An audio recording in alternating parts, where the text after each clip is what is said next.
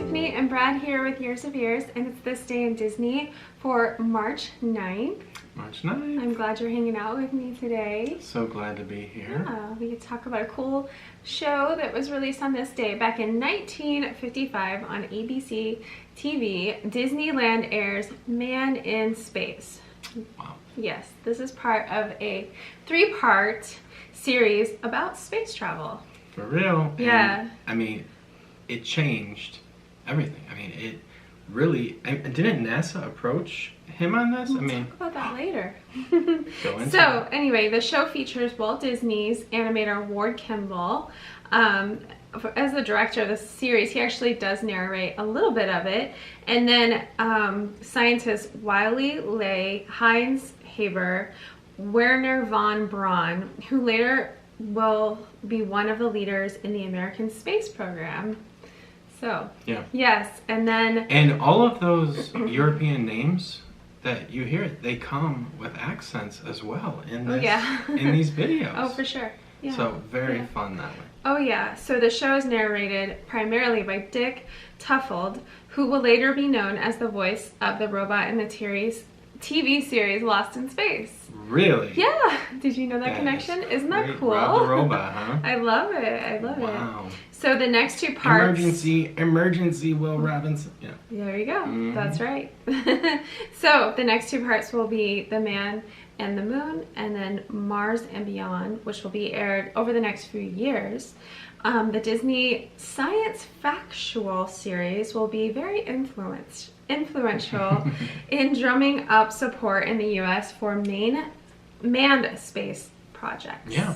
Yeah. For sure. I mean, so it was before. Influence. I mean, 1969 was whenever we finally, I believe, made it to the moon there. This is 55. Right, that's what I'm saying. Yeah, this had a big part in probably people getting excited, being more comfortable with the ideas of people going to space and things like that. And there's very few things that they say in the science and stuff like that that wasn't accurate. There are a few fun things.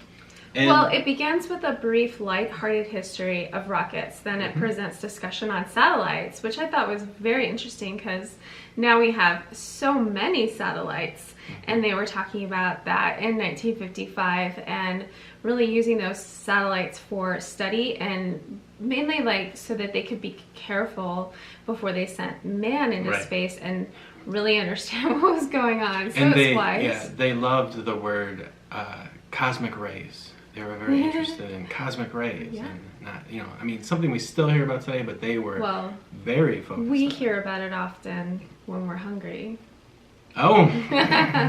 We gotta go over to Cosmic Rays. That's right. Starlight Cafe. Thank you for that. And here's some good old tunes.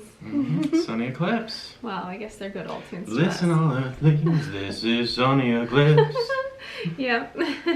So, attention, they all also earthlings. talk about this was so interesting. I don't know if you've seen it. Tell us if you have in the comments, but they really talk about the physical, the psychological, all the different things that we know, like astronauts face.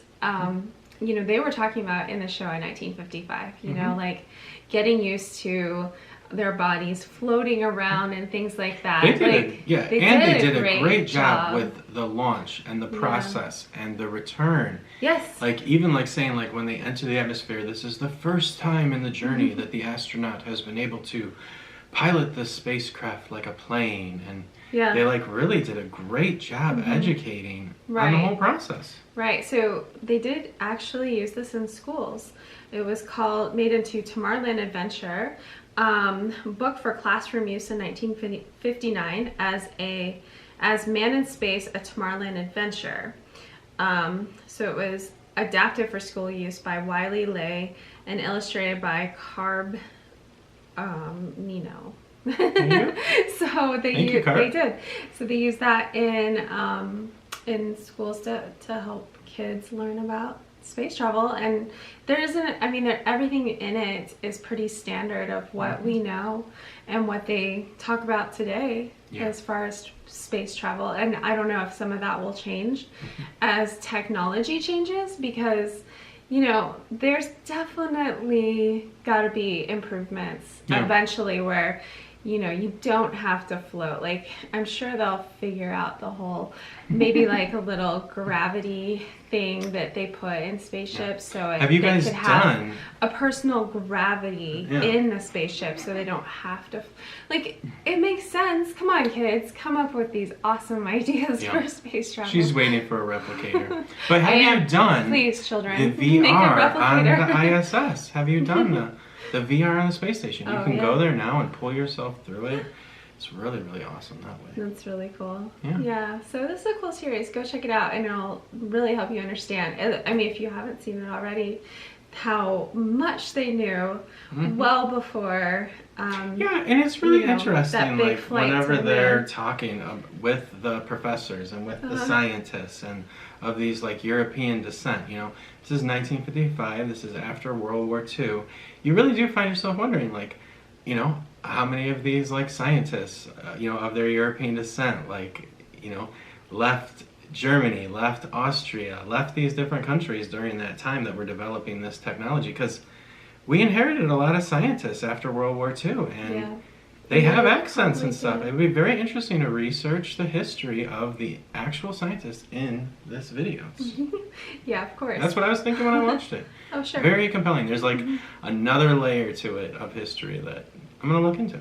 Yeah. Oh, it's always cool to learn about history. We love it, obviously. That's all we talk about on here for the most part.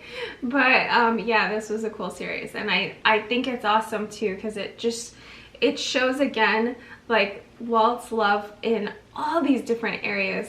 And, you know, he was just the one to do it, to, like, make Disneyland in the first place, where the Adventureland, the Tomorrowland, the Fantasyland, all these different things he could enjoy and learn about and explore so many different things. And I think a lot of us are like that as well. So and he was a nationalist and believed in American exceptionalism as well, and wanted America to excel in the space race, which he was advancing. For sure. For sure. So that's it for this day in Disney, and we're glad you guys came along, and we'll see you next time. Bye.